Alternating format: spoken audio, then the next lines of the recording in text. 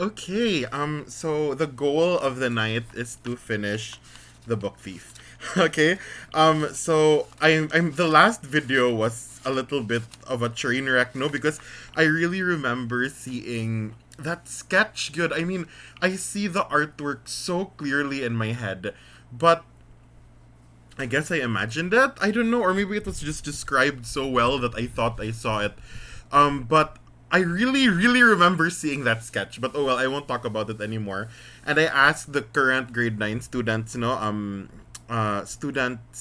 9 students of the school year 2021 to 2022 if I should leave kind of my 3 minute breakdown slash search for that picture in the video, and they said that they wanted it left in. I was actually planning to edit it out, but they said it would be funny to see me question my existence for 3 minutes. So I left it in. And the goal for the night is to really complete the book thief. No, we have only a few more pages to go. Um, we have less than like 31 pages to go. So I know we can do this. No, and so let's do this. Ilsa Herman's Little Black Book. In mid August, she thought she was going to 8th Grand Strasse for the same old remedy to cheer herself up. That was what she thought. The day had been hot, but showers were predicted for the evening. In The Last Human Stranger, there was a quote near the end. Liesel was reminded of it as she walked past fraudulers. The Last Human Stranger, page 211. The sun stirs the earth, around and around it stirs us like stew. At the time, Liesel only thought of it because the day was so warm.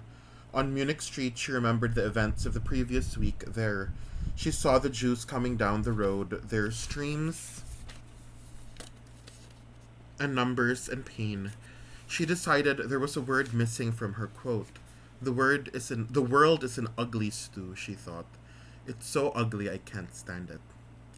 Liesel crossed the bridge over the Ampe River. The water was glorious and emerald and rich. She could see the stones at the bottom and hear the familiar song of water. The world did not deserve such a river. She scaled the hill up to Grandstrasse. The houses were lovely and loathsome. She enjoyed the small ache in her legs and lungs. Walk harder, she thought, and she started rising, like a monster out of the sand. She smelled the neighborhood grass. It was fresh and sweet, green and yellow tipped. She crossed the yard without a single turn of the head or the slightest pause of paranoia. The window. Hands on the frame, scissor of the legs, landing feet, books and pages in a happy place. She slid a book from the shelf and sat with it on the floor.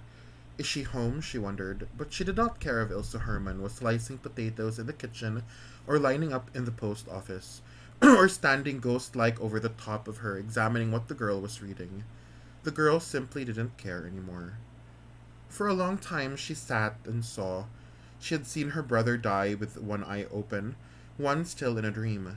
She had said goodbye to her mother and imagined her lonely wait for a train back home to oblivion. A woman of wire had laid herself down, her scream traveling the street till it fell sideways like a rolling coin starved of momentum. A young man was hung by a rope made of Stalingrad snow. She had watched a bomber pilot die in a metal case. She had seen a Jewish man who had twice given her the most beautiful pages of her life marched to a concentration camp. And at the center of all of it, she saw the Fuhrer shouting his words and passing them around. Those images were the world, and it stood in her as she sat with the lovely books and their manicured titles. It brewed in her as she eyed the pages full to the brims of their bellies with paragraphs and words. You, she thought, you lovely.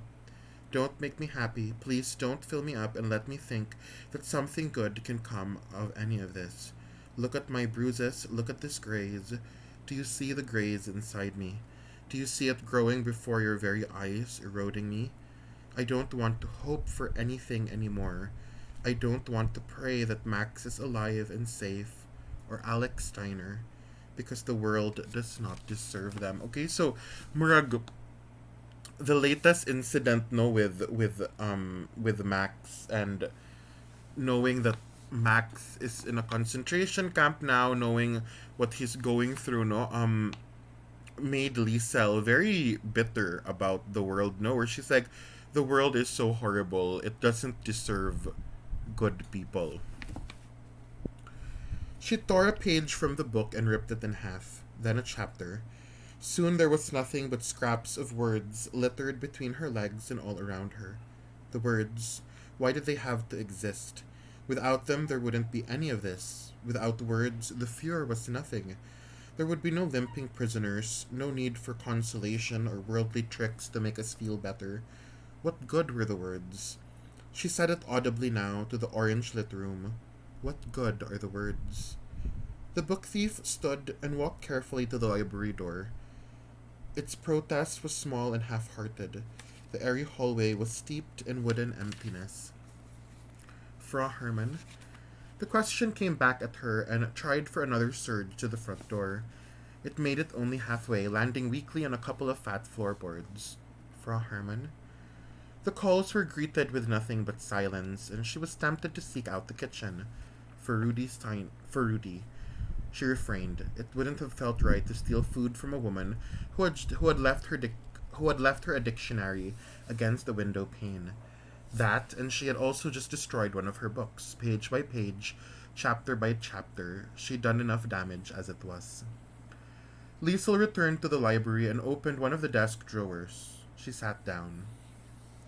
The last letter. Dear Mrs. Hermann, as you can see, I have been in your library again, and I have ruined one of your books. I was just so angry and afraid, and I wanted to kill the words. I've stolen from you, and now I've wrecked your property. I'm sorry. To punish myself, I think I will stop coming here. Or is it punishment at all? I love this place and hate it because it is full of words. You have been a friend to me even though I hurt you, even though I have been insufferable, a word I looked up in your dictionary. And I think I will leave you alone now. I'm sorry for everything. Thank you again. Liesel Meminger. She left the note on the desk and gave the room a last goodbye, doing 3 laps and running her hands over the titles. As much as she hated them, she couldn't resist. Flakes of torn-up paper were strewn around a book called The Rules of Tommy Hoffman. In the breeze from the window, a few of its shreds rose and fell. The light was still orange, but it was not as lustrous as earlier. Her hands felt their final grip of the wooden window frame, and there was the last rush of a plunging stomach, and the pang of pain in her feet when she landed. By the time she made it down the hill and across the bridge, the orange light had vanished. Clouds were mopping up. When she walked down Himmel Street, she could already feel the first drops of rain. I will never see Ilse Hermann again, she thought, but the book thief was better at reading and ruining books than making assumptions. 3 days later, the woman has knocked at number 33 and waits for a reply. It was strange. Okay, so Liesel kind of paid her last visit note to the mayor's wife, to Ilse Hermann, and she wrote her a letter saying, I'm not gonna come back anymore, and their relationship is so strange, it's so odd. And she leaves, and then Ilse, the mayor's wife, leaves her house and visits Liesel, no? It was strange for Liesel to see her without the bathrobe. The summer dress was yellow with red trim. There was a pocket with a small flower on it, no swastikas, black shoes. Never before had she noticed Ilse Hermann's shins. She had porcelain legs. Frau Hermann, I'm sorry for what I did the last time in the library. The woman quieted her. She reached into her bag and pulled out a small black book. Inside was not a story, but lined paper. I thought if you're not going to read any more of my books, you might like to write one instead. Your letter, it was... She handed the book to Liesel with both hands. You can certainly write. You write well. The book was heavy, the cover matted like the shoulder shrug. And please, Ilse Hermann advised her, don't punish yourself like you said you would. Don't be like me, Liesel. So the mayor's wife gives her a notebook, no, and said, yeah, you should write. Instead of just reading books, you should write one because your letter was very well written. The girl opened the book and touched the paper. Dankeschön, Frau Hermann. I can make you some coffee if you like. Would you come in? I'm home alone. My mama's next door with Frau Holtzapfel. Shall we use the door or the window? Liesel suspected it was the broadest smile Ilse Herman had allowed herself in years. I think we'll use the door. It's easier. They sat in the kitchen, coffee mugs and bread with jam. They struggled to speak, and Liesel could hear Ilse Herman swallow, but somehow it was not uncomfortable. It was even nice to see the woman gently blow across the coffee to cool it. If I ever write something and finish it, Liesel said, I'll show you. That would be nice. When the mayor's wife left, Liesel watched her walk up Himmel Street. She watched her yellow dress and her black shoes and her porcelain legs. At the mailbox, Rudy asked, Was that who I think it was? Yes, joking. She gave me a present. As it turned out, Ilse Herman not only gave Liesel Meminger a book that day, she also gave her a reason to spend time in the basement, her favorite place, first with Papa, then Max. She gave her a reason to write her own words, to see that words had also brought her to life. Don't punish yourself, she heard her say again, but there would be punishment and pain, and there would be happiness too. That was writing. I like that. I love that line. So because of the mayor's notebook and the mayor's wife's notebook and encouragement, Liesel started writing in the basement every night. And Liesel and the basement, they have a special connection. Good, no, that's where she learned how to read. That's where she spent time with Max, and now it's where she writes. And I like this line, especially since she was like, I hate words. And Ilsa gave her a notebook and said, "You'll be a writer. You're right." Very beautiful, kind of end to the relationship, no? Again, Liesel and Ilsa had a very odd relationship in the book, but it ends beautifully because she's the one who said, like, you know what, Liesel, you should read. You should write. Don't punish yourself, she heard her say again, but there would be punishment and pain, and there would be happiness too. That was writing. In the night, when Mama and Papa were asleep, Liesel crept down to the basement and turned on the kerosene lamp. For the first hour, she only watched the pencil and paper. She made herself remember, and as was her habit, she did not look away. Schreib, she instructed herself. Write. After more than 2 hours, Liesel Meminger started writing. Not knowing how she was ever going to get this right.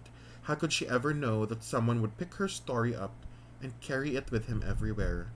No one expects these things. They don't plan them. So actually, this book that Liesel is writing in the basement, this is the book that Death read, no? And that's why he knows so much about Liesel, because he takes this book that she wrote in the basement. That's why Death knows so much about the book Thief's life, knows so much about Liesel's life, because he read what she wrote. She used a small paint can for a seat, a large one as a table, and Liesel stuck the pencil onto the first page. In the middle, she wrote the following: The Book Thief, a small story by Liesel Meminger. The Ribcage Plains. Her hand was sore by page 3. Words are so heavy, she thought, but as the night wore on, she was able to complete 11 pages. Page 1. I tried to ignore it, but I know this all started with the train and the snow and my coughing brother. I stole my first book that day. It was a manual for digging graves, and I stole it on my way to Himmel Street. She fell asleep down there on a bed of drop sheets with the paper curling at the edges, up on the taller paint can. In the morning, Mama stood above her, her chlorinated eyes questioning. Liesel, she said, what on earth are you doing down here? I'm writing, Mama. Rosa stomped back up the steps. Be back up in 5 minutes or you get the bucket treatment. Vertest? I understand. Every night, Liesel made her way down to the basement. She kept the book with her at all times. For hours, she wrote, attempting each night to complete 10 pages of her life. There was so much to consider, so many things in danger of being left out. Just be patient, she told herself. And with the mounting pages, the strength of her writing fist grew. Sometimes she wrote about what was happening in the basement at the time of writing. She had just finished the moment when Papa had slapped her on the church steps and how they'd Heiled Hitlered together. Looking across, Hans Huberman was packing the accordion away. He just played for a half an hour as Liesel wrote. Page 42. Papa sat with me tonight. He brought the accordion down and sat close to where Max used to sit. I often look at his fingers and face when he plays. The accordion breathes. There are lines on his cheeks. They look drawn on, and for some reason, when I see them, I want to cry. It is not for any sadness or pride. I just like the way they move and change. Sometimes I think my papa is an accordion. When he looks at me and smiles and breathes, I hear the notes. Oh, Liesel's such a good writer. I love that line. Sometimes I think my papa is an accordion. When he looks at me and smiles and breathes, I hear the notes. After 10 nights of writing, Munich was bombed again. Liesel was up to page 102 and was asleep in the basement. She did not hear the cuckoo or the sirens, and she was holding the book in her sleep when Papa came to wake her. Liesel, come. She took the book thief and each of her other books, and they fetched for a Holzapfel. Page 175. Oh, she wrote about Rudy. A book floated down the Amper River. A boy jumped in, caught up to it, and held it in his right hand. He grinned. He stood waist deep in the icy Decemberish water. How about a kiss, Sommage, he said. By the next raid on October 2, she was finished. Only a few dozen pages remained blank, and the book thief was already starting to read over what she'd written. The book was divided into 10 parts, all of which were given the title of books or stories, and described how each affected her life. Often I wonder what page she was up to when I walked down Himmel Street in the dripping tap rain, 5 nights later. I wonder what she was reading when the first bomb dropped from the rib cage of a plane. Personally, I like to imagine her looking briefly at the wall, at Max Vandenberg's tightrope cloud, his dripping sun, and the figures walking toward it. Then she looks at the agonizing attempts of her paint-written spelling.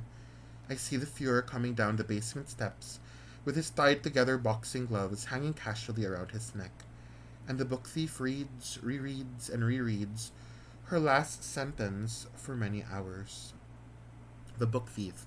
Last line. So this is the last line of Liesel's book. No, she wrote about her life, and she kept rereading it to make sure it was perfect. And she would always do this in the basement, no?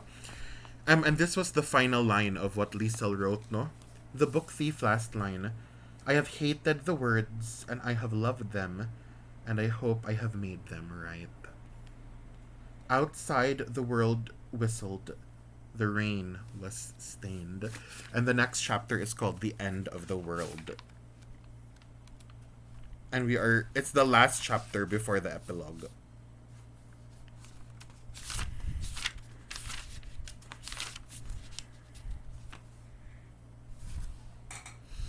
Get ready, guys.